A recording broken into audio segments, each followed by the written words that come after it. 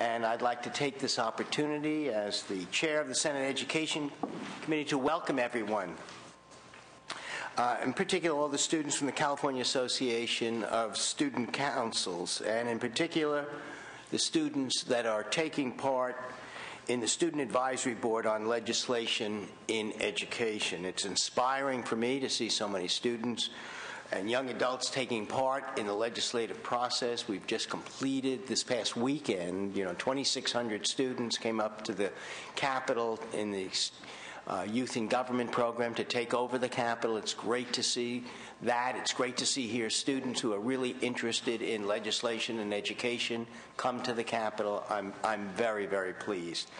I know you've been hard at work and engaging in numerous workshops and meetings, and particularly in discussions as they've worked on topics the students have determined as important.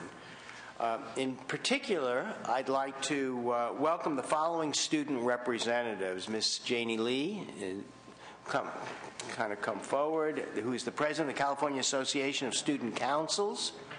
She's a senior from Troy High School in Orange County in the class of 2011, and also Ms. Sarah Walker, who is the Director of Education Policy and a senior at Golden Sierra High School in El Dorado County. Welcome. For the general public that may be following this on television, the format that I'd like to follow for today's informational hearing which has also been discussed with the student representatives, is as follows. Janie and Sarah will be coordinating the student panels, of which there will be 4 student panels, I believe. The students themselves have self-selected who they wish to present the topics at hand. I'd like to keep the topics and the presentations flowing, so I encourage the students, all of you, to be conscious of the time. And all the student presenters, for the record, please introduce yourself before you start to begin. Introduce your name and the school where you're from. With that, I'd like to look around. Senator Hancock is here. I will have to leave, Senator Hancock, at 10 o'clock. I'm a conferee, which means that I got to fight for education in this budget. That's really what it means, and so that's what I'll be doing. So even though I won't be here, and Senator Lieu has joined us also. So with that, and Senator Correa is here also. Welcome, Senator Correa, from Orange County, where I believe it's Ms. Lee is from Orange County. So welcome, Senator Correa, also. With that, I'd like to turn it, unless the members, would you like to say anything? No. With that, I turn it over to our 2 leaders, student leaders. Good morning, and thank you for having us today. We are the Student Advisory Board on Legislation and Education. My name is Sarah Walker, and I'm the director of this conference.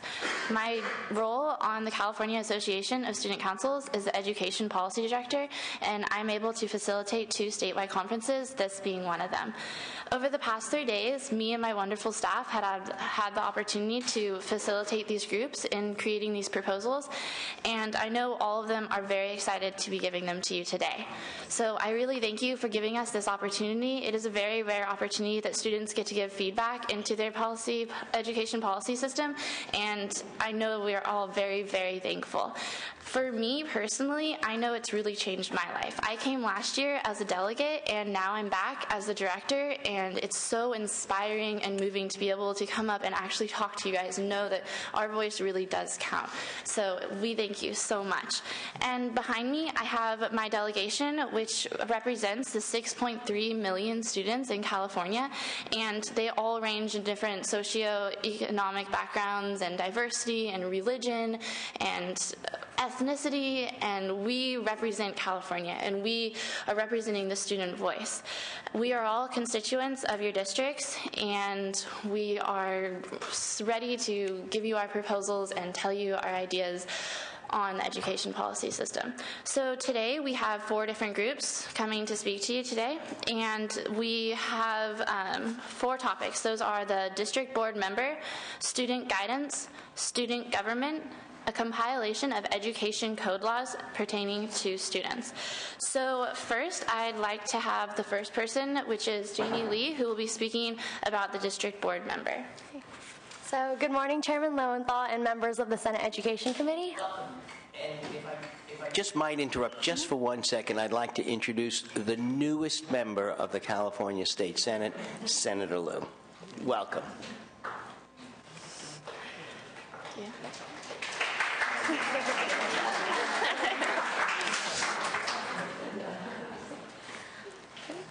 So, my name is Janie Lee, and I'm a senior at Troy High School in Fullerton, California. I'm also the state president of CAST, the California Association of Student Councils, a nonprofit student-led organization. I'd like to first and foremost thank you all for taking the time to listening to us this morning.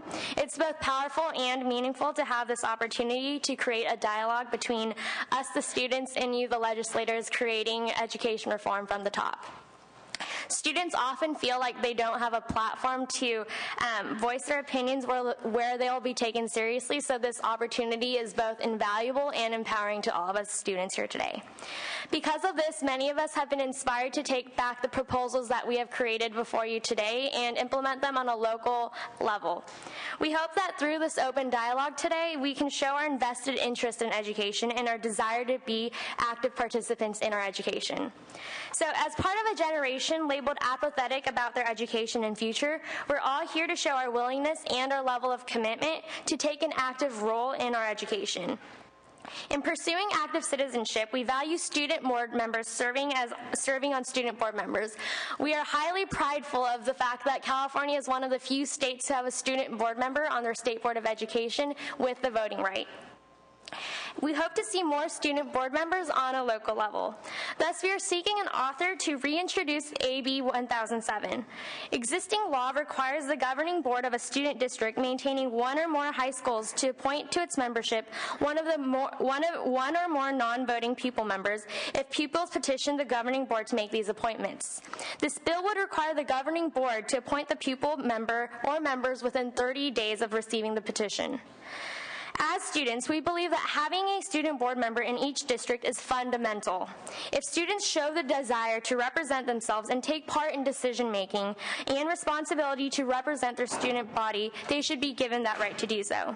Without giving the government board a timeline to respond, the existing laws are futile in what the governing board does not necessarily have to respond within that petition. When this bill was introduced, it passed both committees and floors. However, Governor Schwarzenegger vetoed AB 1007 because he was unaware of any school board intentionally withholding action on a student representation petition. Ironically, Los Angeles Unified School District, one of the largest unified school districts, had a petition that was never answered. This petition was filed 2 years ago, and still the Los Angeles Unified School District has no student board member. Ultimately, this bill would not give any new powers to students that they didn't already have. This would simply ensure that students are guaranteed their right to represent themselves.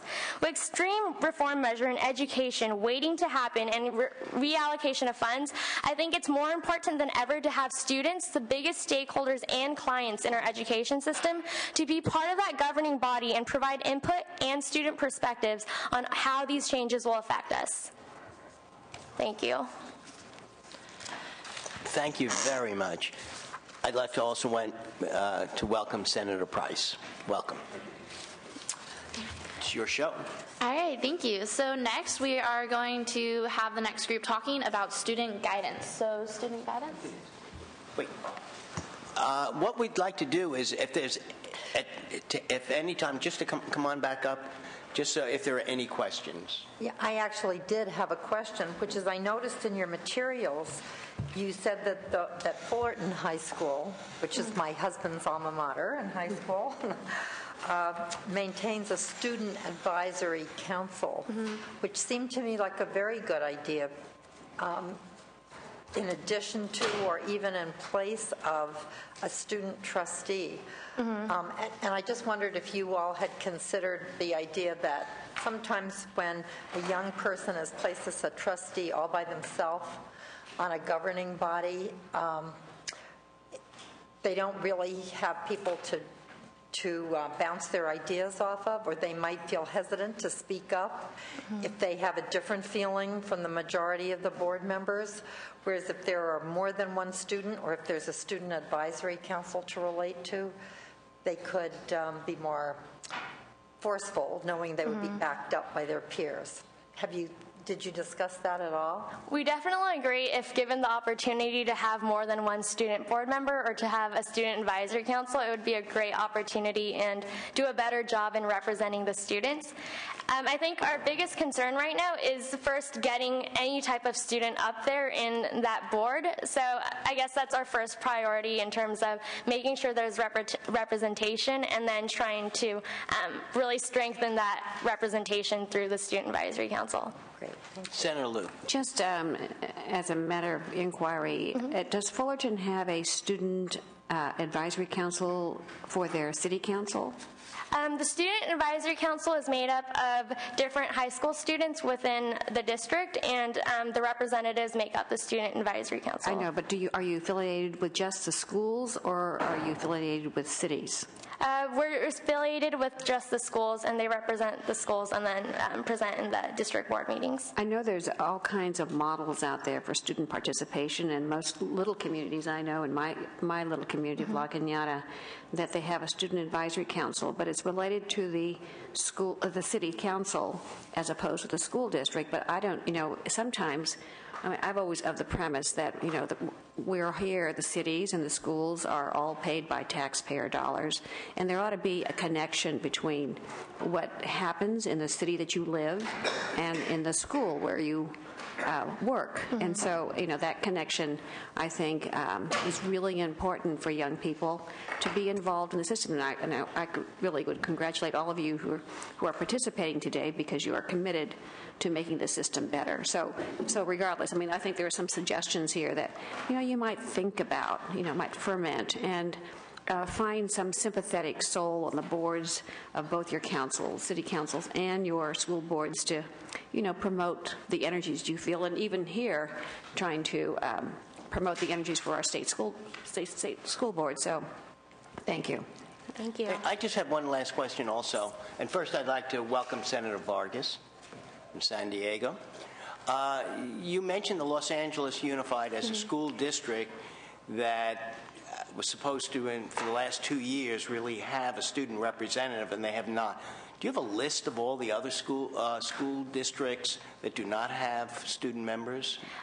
So one thing that we've done within our organization, because there is no government collection of data between the student board members, is we've tried to start creating a database of all the student board members within our state, and we've also been running workshops for them to be able to really get the skills they need and to network with each other. But because there's no set database, we've just been doing the best we can in terms of collecting materials. I would encourage you to go forward on your database. I think that's really your strength, will be when you have information to present to us. And I think that's a great thing that you're starting, but I strongly encourage that you move forward on the database. But I realize it's difficult without resources or limited resources, but I think it will serve you very well if you can coordinate among each other and have a way of collecting data also. Maybe Senator Lowenthal, we could ask former Senator Torlakson to help facilitate this, because he too is a big advocate for I think that we could work together to make sure, because it's an excellent,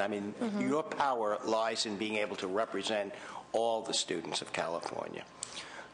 Let's move forward to the next group.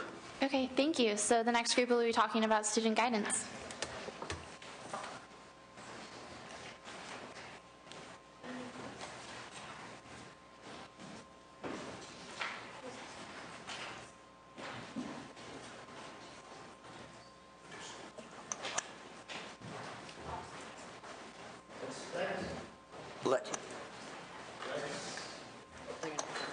Let's fill up these two tables. You can take over the dais. One of you may want to be the chair if you'd like. No, we're not going to do that, but you can still come forward.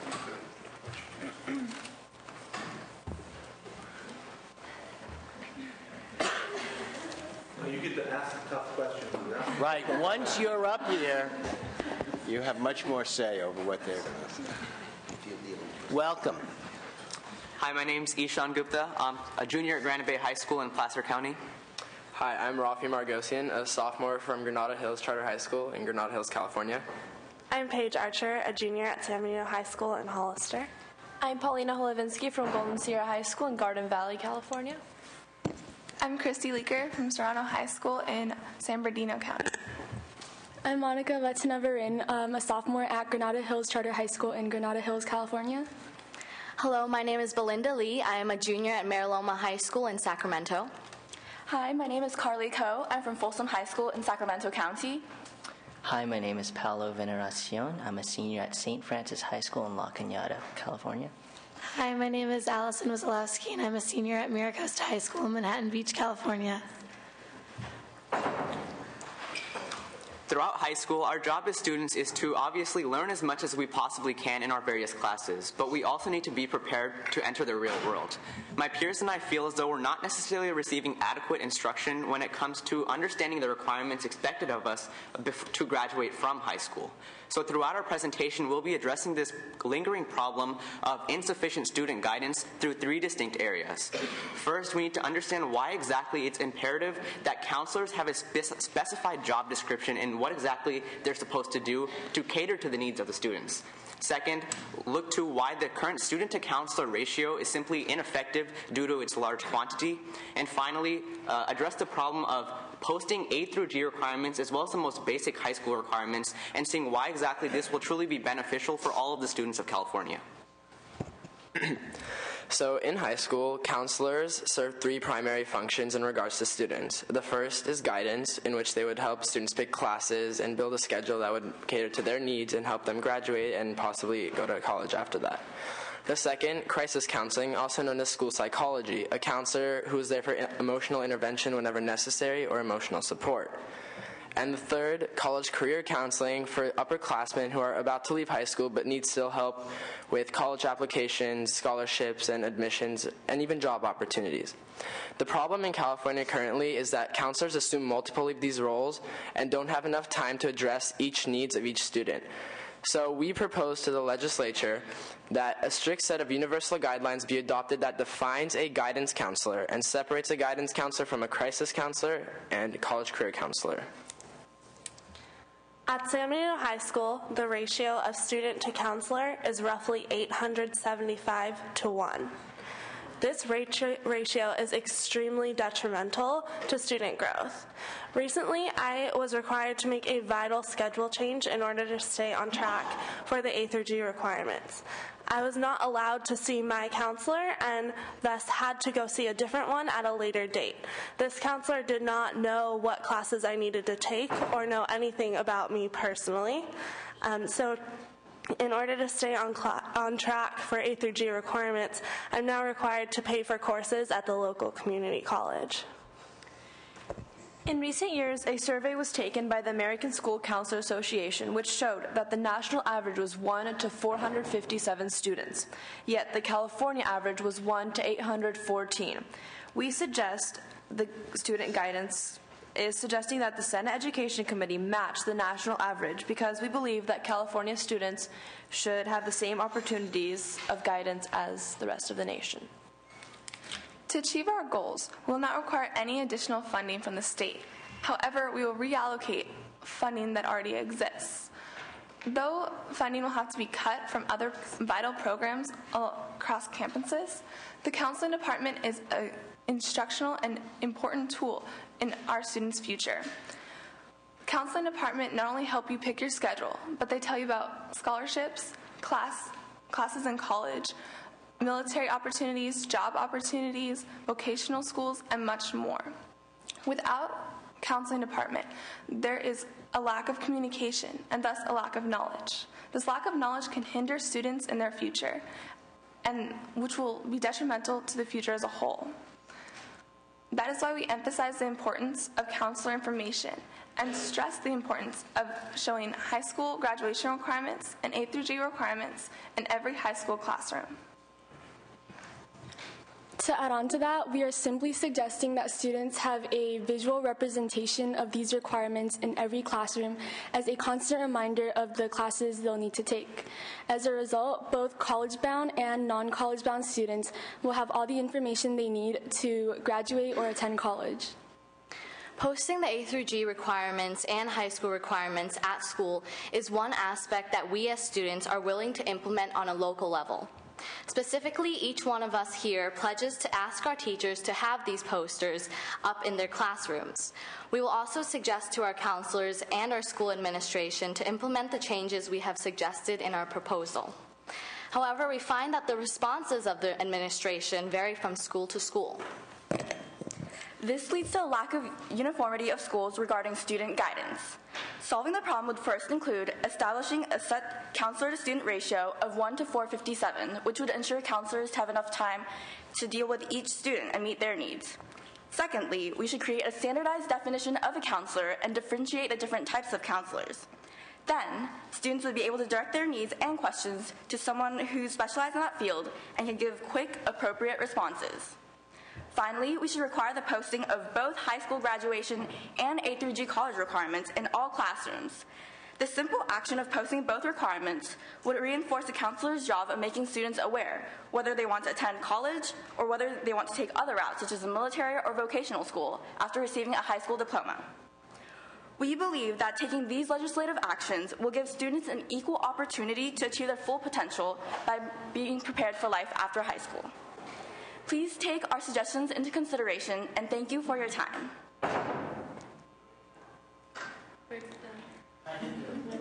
Amazingly. I have a question, and I'm sure other members of the panel do. My statement, because I remember I mentioned I have to leave in a little while as a conferee on our budget, and we are struggling with, one of the issues we're struggling with is how we protect education, promote education and the funding. And I don't remember who made the statement that to have a guidance, to separate the guidance function from the other functions of counseling, and to bring that ratio down in California so that we meet the national average will not cost us any additional funding, but that you can reprioritize or reallocate funding. Share with us how we're going to reallocate that funding. Okay, well, we're simply considering the priorities in a school, what comes first in regards of like programs and then staff. We feel as though it won't cost new money, but the existing budget being reallocated from any existing program. Give me an example. Remember, what you're really saying is, let's take the money from over here and put it here. And you have a very receptive audience, but you have to tell us, where are we taking this money from? Well, our original idea was that there are programs being cut in schools due to a smaller class size, such as I know at my school there is a German language program that is being cut. So our mentality was that here's a program being cut, and we see that the school gets this much funding. So the money from that program could go towards counseling, because based on our research, counseling currently doesn't have a set percentage that it gets from the school. So we feel that a set percentage would enable student counseling to be more effective. Other members? I have some questions. That's a very interesting suggestion. And let me say, I am 100% behind your idea. I think the lack of counselors of all kinds for young people in our schools is very, very detrimental to the kind of education we want to provide. But Senator Lowenthal asked a good question. In a zero-sum game, it would probably be different in every high school, figuring out what would happen. And it seems to me, I actually carried legislation like this a few years ago, and it died in what we call the Appropriations Committee because of expense. And as the state faces this $26 billion deficit, which could result in as much as $5 billion being cut from education if we don't get to maintain our existing tax base, it becomes very difficult to say where the money would come from. And almost any bill any of us would do would die in the Appropriations Committee for that reason. So this could be a multi-year project. I think it would be very interesting if each of you here who represent a high school could formally take this to the Board of Education in your community and express the desire and the need for counselors, most of them probably know it, and see if they can find the money. And if they say, well, the state requires us to do things so we can't free up the money, come to us with that, because that we can fix. And I think that we need to look for a way to move toward what you're suggesting. It's a very, very good idea. Thank you. I'm going to have, as I say, I'm going to now go to the conference committee to protect education, really. And I'm going to turn this over, come on over here, to Senator Hancock to chair the meeting. I can stay there. Okay.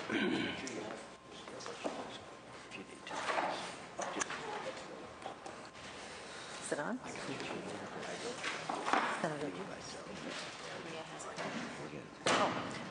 Senator Correa had a question or comment.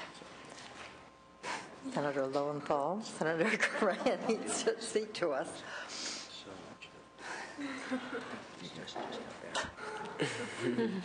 Ahem. How can I say no to the chairman, okay? First of all, I want to say welcome to all of you to Sacramento, and welcome to what I call a true democracy by representation. It's exciting to see all of you here taking such a strong interest in government, not politics, but government, and where the decisions are made. You being here, giving us your recommendations is very important, and we're listening. What Senator Lowenthal was saying about the budget is very central to the solution to the problem that you're challenged with. I was a high school student once, believe it or not, and if it wasn't for a couple of good counselors, athlete coaches, God knows where I'd be today. So I appreciate that mentoring, that role modeling, that special interest a couple of folks at my high school took in me. I went to a little high school in Central Orange County called Anaheim High School. But moving forward, the issue before us is the budget deficit. It's a huge nut, and this is a challenging time for all of us. If I can take you through what's going on right now in these halls of this building, we're looking at some proposals being made, for example, to cut about $12.5 billion, and then to put some initiatives on the ballot to continue some temporary taxes for another 5 years. If those initiatives, if they make it, first of all, on the ballot, and if they succeed, things will move ahead. If they don't succeed, meaning that the voters turn those initiatives down, then you look at another $12.5 billion in cuts, and most of those will go in hit education. Those are the realities that we're facing right now. I'm not asking you to take a position on these issues, but rather at your young age, I ask you to start being informed. If you're 16, if you're 17, you still don't vote. But if you're 18, and if you know people that are 18, I strongly urge you to vote, because the young folks are known for their low propensity to vote, meaning they're just not caring about voting. And that results in the way we make decisions up here. This weekend, I was at senior citizen centers. Last weekend was Valentine's Day. On Valentine's Day, I went to senior centers, and they all showered me with very beautiful Valentines, handmade, with a message inside, "Do not cut my services." That's very, very powerful lobbying. Very powerful lobbying. And you can also become strong advocates of your positions. But number one, you have to do what you're doing today. You have to be educated on what's going on, and you have to vote if you can legally vote. But again, Mr. Lowenthal, what he said was, where do you get the money? And those are the issues we're facing today. Thank you for coming and welcome. Thank you. Senator Liu. I just want to reiterate what Senator Hancock said, that you can't really, when you say it's a zero-sum game, when we say it's a zero-sum game, when you say that it wouldn't cost the district any more money, it does cost something to get rid of a program or to zero out something in order to do another priority. And for you to really work very closely with your local school boards and try to influence them as to what is really important to them is very important for us. And again, we have given school districts more flexibility for a couple more years in their categorical programs, and hopefully so they can patch their way through some couple more difficult budget years.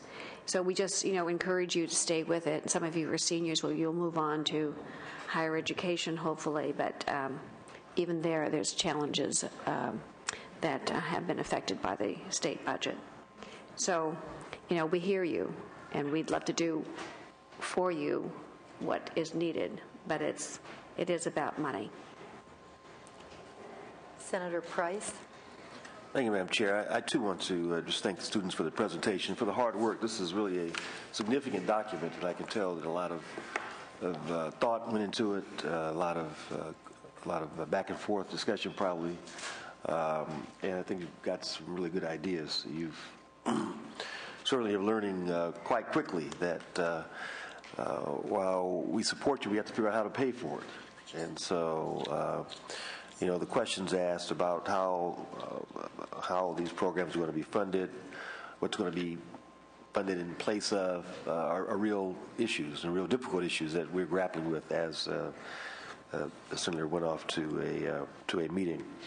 But I just want to encourage you to keep up the good work. It is these kinds of programs are so very important, and they do provide not only a good foundation for you on these subjects, but other subjects as well. And to be involved, to be engaged is just so critically important. And so you're to be congratulated, first of all, for being here, for coming, for providing the kind of thought and the kind of ideas that you've suggested. I think are going to be very, very helpful. So I appreciate your input. I know that it is a continuing process. This should not be just a one-time effort.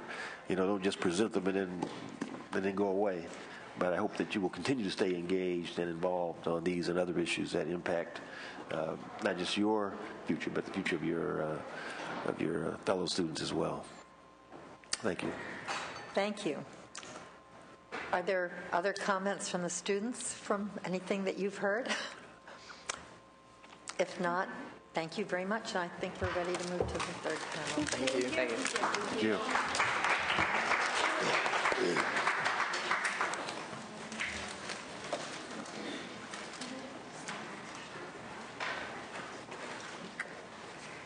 Thank you, and the next group will be student government.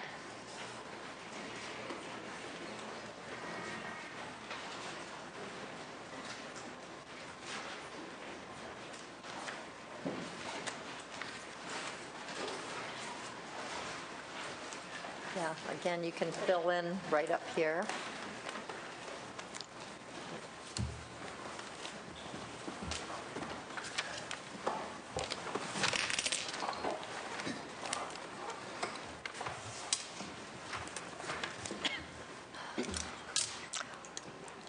Welcome, and you may have an order in which people are going to speak. Yes, respected member of the Senate Education Committee. My name is Nita Pervez, and I am a senior at La Sierra High School in Riverside, California. The topic of our presentation today is student rights, student government, and we'll start off our presentation by introducing ourselves. Hi, I'm Brian Jeffers. I'm in 7th grade at Las Colinas Middle School in Camarillo, Ventura County. Good morning, I'm Sophia Geary. I'm a junior at Moreau Catholic High School in the Bay Area. Good morning, I'm a senior at Serrano High School in Phelan, which is in San Bernardino County. Hello, I'm Benita MH. I'm a freshman at Oak Ridge High School in El Dorado County. Oh, hello, my name is Melanie Lim. I'm a junior at Fairmont Preparatory Academy in Anaheim. Hi, my name is Catherine Nassar. I'm a sophomore at Half Moon Bay High School in San Mateo County. Hello, my name is Anna Ngoa, a senior at Bassett High School in Los Angeles County. I'm McKenna Bernosky, a junior at San Benito High School in Hollister. I'm Kate Bernosky. I'm a senior at Diamond Mountain Charter High School. Picture the perfect government. It should have set rules, be responsible for their actions, and to care for their people's ideas. However, this is not always the case, especially in school student governments. Many students believe that the best way to communicate their ideas is through student governments. Student governments are supposed to act like a microphone for the students' ideas and concerns. But what if the microphone is broken?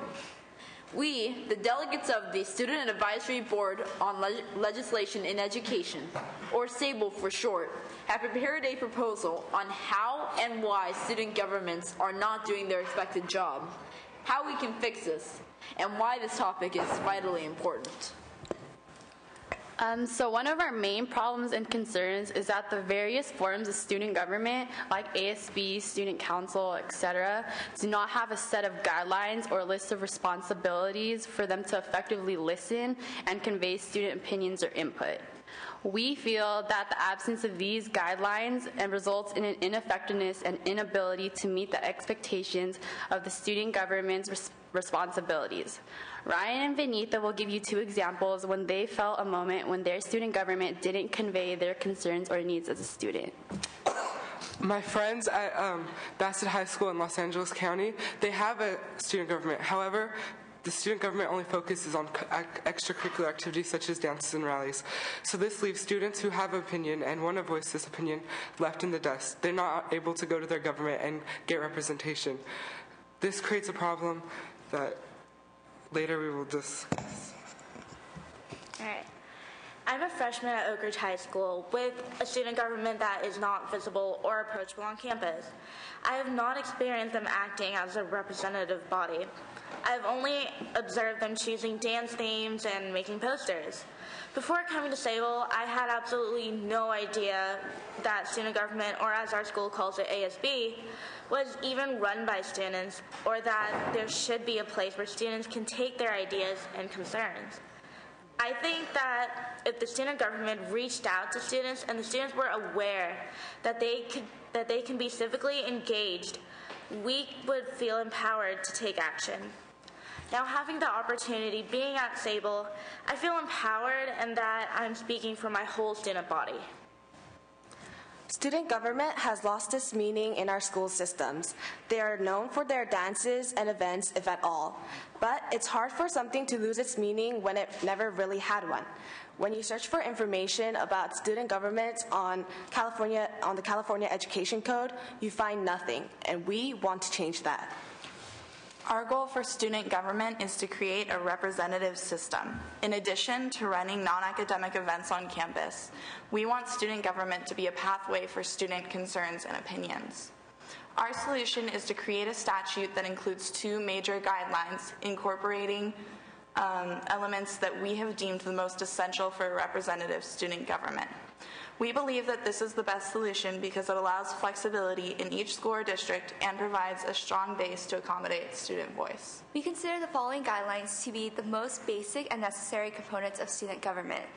First, student governments need to have a process for collecting concerns and ideas of the student body, and then conveying them to administration and or school board. Second, student government should have a policy aspect where current issues on educational matter can be addressed.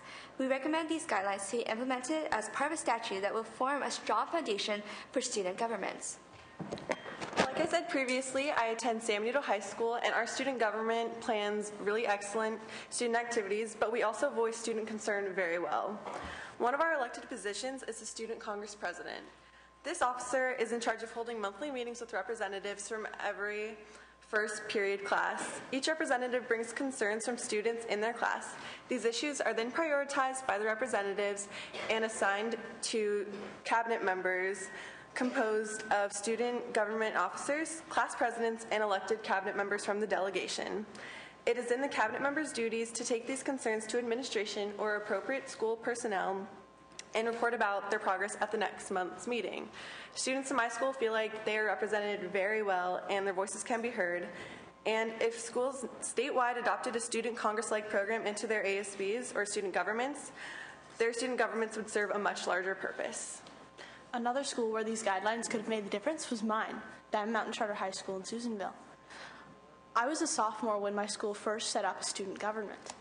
I had the honor of becoming their first president. However, we didn't know what to do. What was the responsibilities as a student government? What was our purpose?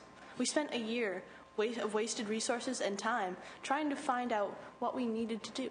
A student finally stepped up and wrote a set of guidelines for our government. Since then, in terms of conveying student opinion, we have established student feedback of teachers at our school and been instrumental in getting a student on our local district board. As individuals, all of us would agree that we are formed by many different ideas. And one of the prevailing ideas is that active civic engagement is the key component of the prosperity and future of this nation. And that means my success and the success of all the students present here today is very important for the success of our nation. As a leader in California Association of Student Council, I have learned that the best way to speak is to listen first. And that's why we're here today. So as a part of Student Advisory Board on Legislation in Education, I would request the Senate Education Committee today to consider the guidelines given in our proposal and to add them on the California Education Code. Thank you. Thank you.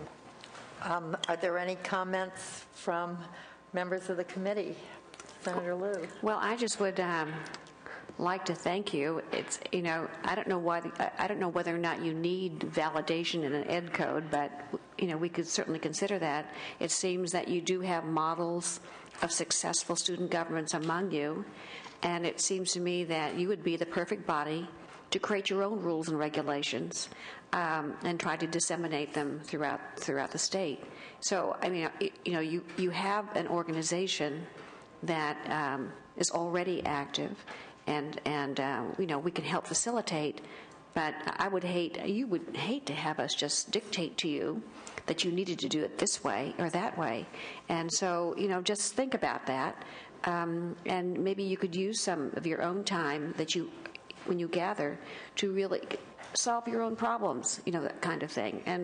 And we could, you know, validate. But you know, let's talk about it. You know, let's see whether or not you need the validation of a state statute.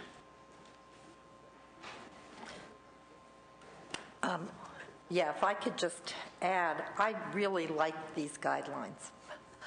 I used to be a mayor. Many of us, maybe all of us were mayors. I don't know. You were not a mayor, Senator? You were a mayor, yeah. In term limits, local government is often something that people do before they come up here and are state legislators. But one of the things I discovered was that we don't ask students often enough what they want and what they need, or how to solve problems, whether it's gang relationships in a school, relationships between student and police. There were all kinds of times when we discovered that actually if you sit down and ask, people will tell you why things happen and what could be done differently and how to get there. So to me, the fact that you would collect serious student ideas for the administration and the school board to consider is very important, and also current issues in education. Right now there are so many issues, from testing to how we finance our schools, that are going to define your lives in the next few years, and they're going to define your children's lives even more. So to the extent that you as students can involve other students and actually inform yourselves and make your views known, it's very, very powerful and very, very important. I think that Senator Liu is right. It's important to start at the lowest level of government because ideally local governments take care of local issues, and only when there's a statewide interest or the local government isn't doing its job does the state try to step in. So it would be interesting to know if your school boards would redefine their student government if all people are doing is dances, although those are important, right? And as a matter of fact, I remember in our high school that was very fraught, what kind of music we were going to play. I mean, all kinds of things that had to be worked out. But to see if your local school boards would adopt it. And actually to have a model. I was going to ask that those of you that think your high schools work well and have a model might send them to us. You could send it care of the Senate Education Committee, and we could look at those to see if maybe there could be state guidelines. They'd have to be voluntary, but that actually wouldn't cost anything. It would just be a model that we could send out to schools. But most importantly, whether it would work if your individual high schools would take that action and that we could spread it from your high schools to other high schools. And I think it would be fun to work with you on that. Senator Price. Thank you, Madam Chair. No, I wasn't mayor, but I did serve on the student council. And a couple times. You know about the dances. And so, yeah, we dealt with the dances too. But I would submit and suggest that you already have a lot of power that you're not using. I think that you've got some good examples of student councils, student governments that are working. And I would agree with my colleagues. I don't think you really need the state to tell you how to do it. I think you can be very creative, very proactive and inclusive, working within your school districts. If there are several high schools or maybe some neighboring high schools that would permit you to adopt some common standards, some common goals, some common guidelines, if you will. Each council, each student body is going to be a little different, but I think you already have a lot of power and authority. You just have to assume it. And so rather than coming to us, asking us to give you permission to establish these guidelines, I think you're in an excellent opportunity, an excellent position to adopt them, to implement them, and to encourage the use of those that are especially effective. And so I just would encourage you to don't look beyond your own abilities right now, because you do maintain and you possess a unique level of power and authority. And so I would just encourage you to use it. Yeah, it's interesting because sometimes there's also power in numbers and coming together and speaking with one voice. So I think what you're hearing from us is we think these are good ideas. We really encourage you to try them out on your local school boards and let us know what is happening. It would be just very interesting to see if these would be adopted on the local level, particularly the counselors and the definition of student government. And it could really inform us about actions that we might need to take or want to take in the future if you run into difficulties at the local level. So, thank you very, very much. I actually, there's... I had like 3 other issues. Okay, there is another panel, I'm told, so. But thank you very much for your presentation. Thank you. Thank you.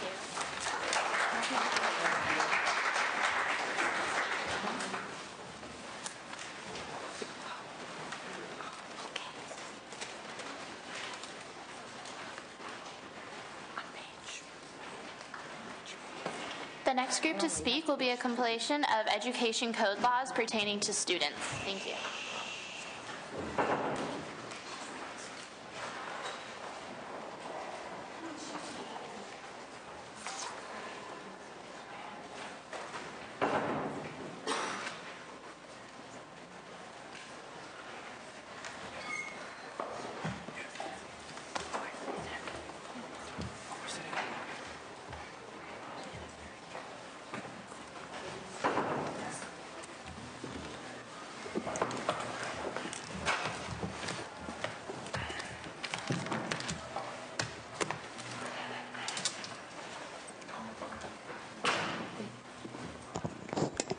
My name is Frederick Horowitz. I'm from North Hallead High School. I live in LA, and I'm a junior. Good morning. My name is Anton Sala. I'm a sophomore at Beverly Hills High School, and I live in Beverly Hills. I'm Sequoia Anderson, and I'm a junior at Cypress Charter High School in Santa Cruz. My name is Andreana Ricciuti. I'm from Fresno, California, and I attend Clovis West High School. Hi, my name is Tori Leader. I'm a junior at Lowell High School in San Francisco. Hello, I'm Joseph Rubin. I live in Beverly Hills, California, and I attend Windward School in Culver City. Hi, my name is Chani Kim. I'm a junior at Troy High School in Orange County. Hi, my name is Sarah Weimer. I'm an 8th grader, and I go to Edwin Markham Middle School in Placerville, California. Hi, I'm Brooke Bianco. I go to Cypress Charter High School in Santa Cruz. Good morning, everyone. My name is Eden Konkoff. I'm a sophomore at Malibu High School in Los Angeles, California.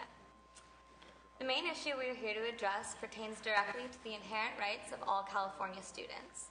We appreciate your time and ask you all to bear in mind that all of the rights and laws we will be referring to regarding students already exist, but are rarely maintained and almost never amended. To begin, we would love to share some personal stories that explicitly highlight the importance of laws governing students while they are in school.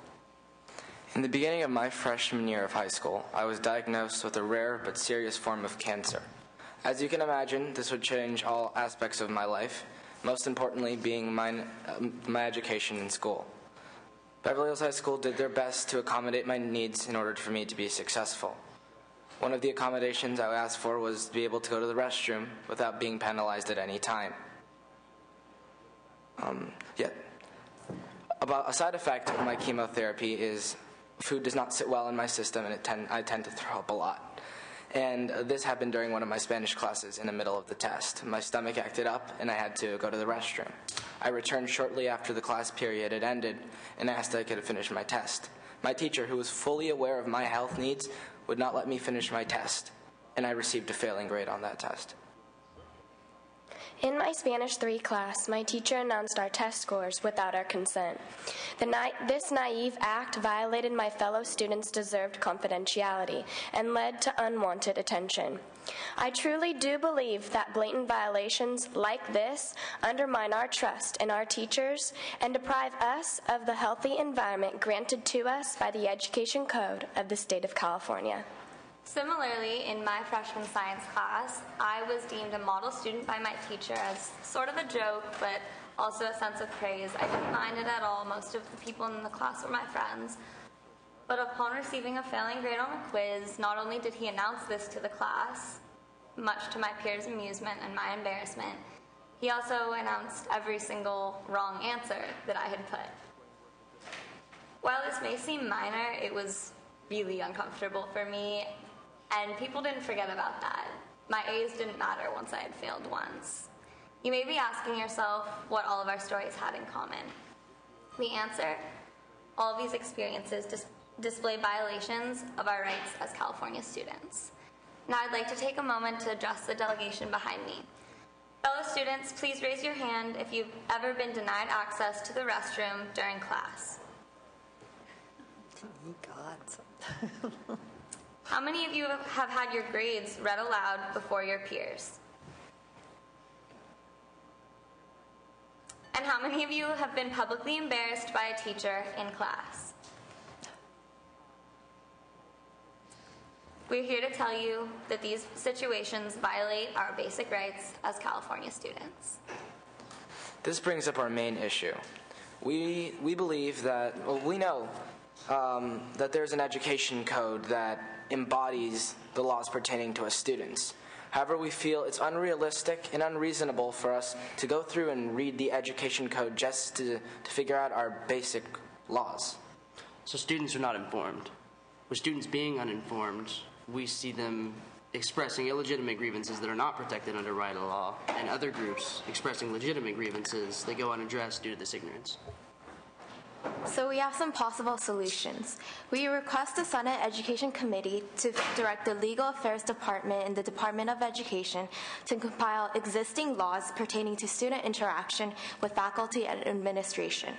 We ask you, the Senate Education Committee, to follow up annually with the Department of Education on updating the schools with new and current laws concerning students.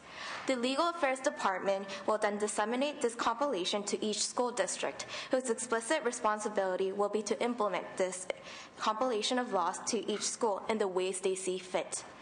Also, this list can be posted on the California Department of Education website.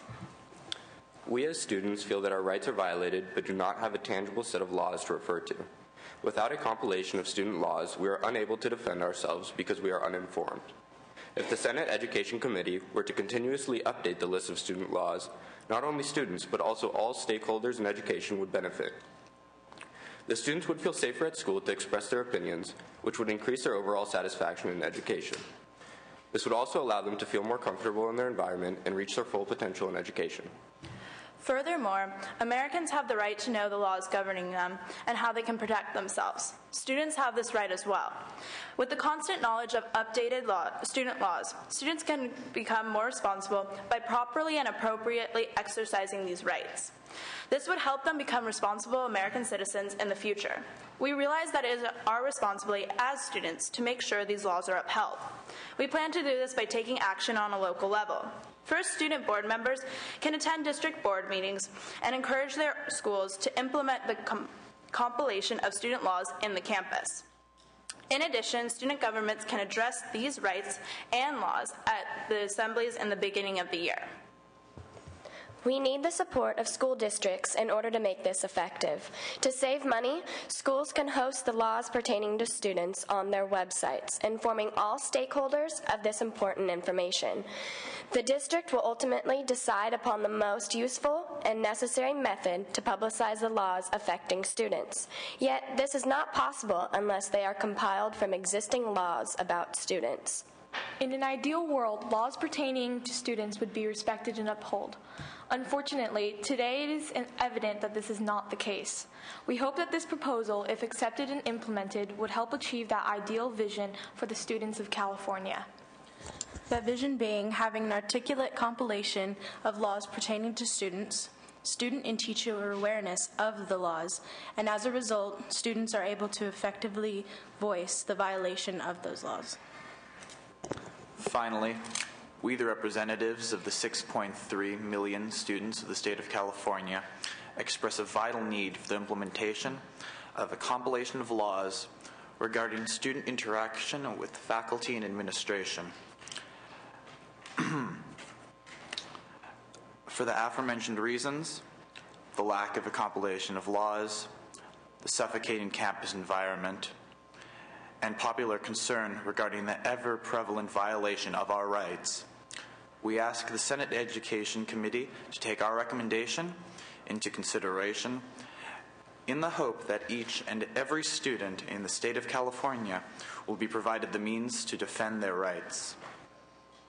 While our country was founded on the paramount ideals of equality, somewhere along the line, student rights have fallen through the cracks. Now we must seal those cracks. Thank you. Thank you. Comments from the committee? Senator Liu. Well, thank you very much. It's who compiled? Did the staff do this, or did the group did this? You compiled these. Were these the only ones? I mean, the Ed Code is huge. Are these the only ones that affiliate to student rights, you think? We found some that were particularly relevant to our testimonials, and a couple that we really cared about. Our res team dealt with a lot of the research because, when we're trying to work on this, they were doing some of the more hard stuff. Okay, all right. So there is a student bill of rights, correct? No. That's the problem mainly that we've been dealing with, is that while the rights do exist, they're mainly just the outcomes of court cases and have never been compiled into a satisfactorial list that would be clear and easy to understand for both teachers, students, etc. So in the last few days that we've been here, I personally met with Assemblywoman Brownlee, and she has offered to begin looking at starting to compile it into a real Bill of Rights and go through the court cases with her committee and make the true bill. Until that is set in stone and passed, clearly we have nothing more than the court cases to work with. The examples that we gave you, like he said, pertain most to our stories, and we felt were the best general examples of what we meant by students' rights. We understand that there are very, very, very many more and do regard each of them equally. We just didn't want the extensive list to be put to overwhelm us, right? Exactly. Okay, all right. Well, I mean, I just, this is not brain science, because we do this for lots of groups all the time. And so, it would be, Mr. Lowenthal isn't here, and he's the chair, but through the chair, I think this would be a good exercise, too, for the committee to look into. So, try to be helpful, and if it turns out to be hundreds of pages of student rights, then we need to narrow it down to something that can be posted, 10, 12 Bill of Rights, that kind of stuff. And maybe you could help us glean as to what you think is most reasonable, next year that we meet again. That kind of thing. We'll get a little activity going here and a conversation between the committee and your organization. Thank you. Okay. Thank you very much. We would love to help. That's great. Yeah, I would agree. And if Assemblywoman Brownlee is going to work on this with the staff of the Assembly Education Committee, we can probably piggyback on that and do something similar. But I was going to ask if you had had an opportunity to speak to anyone over in Superintendent Torlickson's office at the California Department of Education. It's really hard to believe that they haven't done, nobody, I mean, he's only been there for a month, so it's not his, but that nobody in a previous administration had made a compilation like this. Are you absolutely sure there isn't one? Right now, there's just an education code, but what we really want is an easy way for kids to find what the rights are in school. I mean, that's what we're really looking for. There are a couple of districts throughout California that have created their own Bill of Rights, but there's no statewide one, which we would be really looking for, so every student in California knows their rights. Right. So we would be looking at both court cases and any laws or regulations that have been passed that discuss the interactions between students and teachers and administration. And if you have examples of what other school districts are doing, we could just throw that into the mix and see whether or not it's helpful to the body, to the body work. It just get all the information that we can together. Be fun to do. Yeah. Okay. Great. Well, thank you very much. If now is the time on our agendas when we ask if there are any comments from the public. People who haven't spoken yet.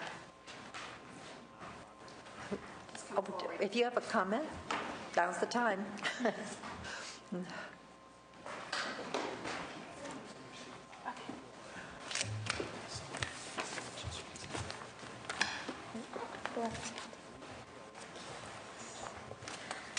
Okay, hello. My name is Belinda Lee again. In regards to actually our group, when you asked for any additional comments, at the time I didn't think of one, but I actually thought of one in my seat. So my comment was that in regard to our proposal, I know we focus more on getting the counselors available to students, but we also had a provision about posting the A through G and minimal high school requirements in the classrooms of teachers. So I was wondering if there was any concerns or comments about that provision. Well, I'll tell you, I would have only one concern or comment. And that is that we have something in California called mandates. And the state, if it mandates a local government to do anything, is mandated to pay the costs. And I sat on the Mandates Review Commission one year when we were trying to sort through these mandates. And honestly, they're very unevenly enforced, but there are school districts who charge 28 cents a page for Xeroxing anything. I don't know what it would cost to laminate a poster and put it in a classroom, but then you get, again, the finance department looking at that, saying what would it cost to do it in every classroom? Well, maybe it would cost $1 million. It's amazing, things add up. What is the cost of the secretary's time? And then it would die in appropriations. This is just, it's something that we live with in an era of austerity. So yes, you would think that maybe we should just have a compilation, an easy-to-read compilation of the A to G requirements on the department's website and encourage school districts to, the word encourage is better than the word mandate, because then we don't have to pay. Encourage them to print out a copy and make it available to classroom teachers and students who want to be able to look at it. But yeah, it does put in context the choices that students have to make, and it's a very good idea. Okay, thank you. That's all. Any other comments from the committee? If not, I would just like to reiterate, this is very helpful for us.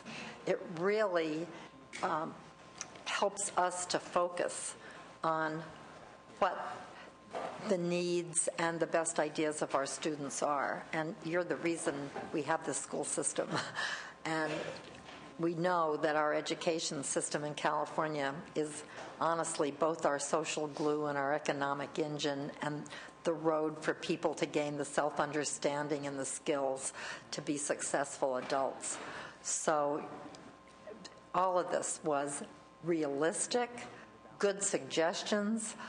Please keep working on them during the year and let us know what roadblocks you find. And I promise you, we will be looking at them in the committee and seeing if there's some things we can do to move them forward on this end too. So thank you so much. Thank you. Thank you. And the meeting is adjourned.